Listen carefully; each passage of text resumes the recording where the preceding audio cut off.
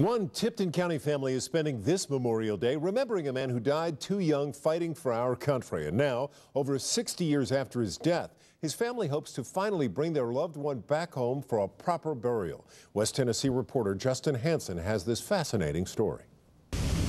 A flag at Shiloh Cemetery marks the grave of World War II bombardier First Lieutenant John C. Kelly, but Kelly's grave is an empty one. He was shot down, captured, taken as a POW, and he died in the prison camp as a result of infection from his burns. Kelly, shown here on the right, was returning from a bombing mission over Rangoon, Burma, when his plane was shot down.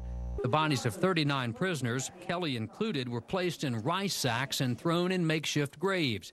After the war ended, the bodies were exhumed. And it was placed on a plane to be brought back to the U.S. And that plane was headed from Rangoon to India, to Calcutta, India, and it went down in a storm. For the next 64 years, Kelly's body laid there in the Indian rainforest. His family never had closure to his life or death.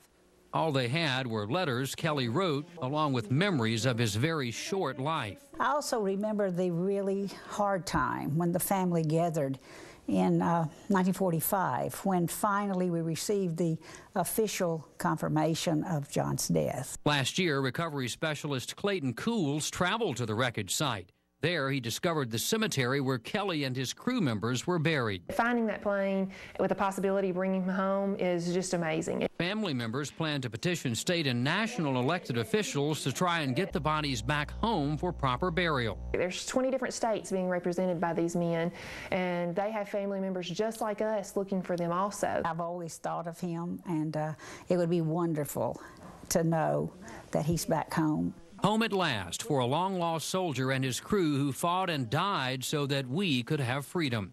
In Tipton County, Justin Hanson, Action News 5. If negotiations with the Indian government go well, Kelly's family says the recovery effort could begin as soon as November of this year. For more information on this story, log on to our website, WMC-TV.com, and click on the links with Justin's story.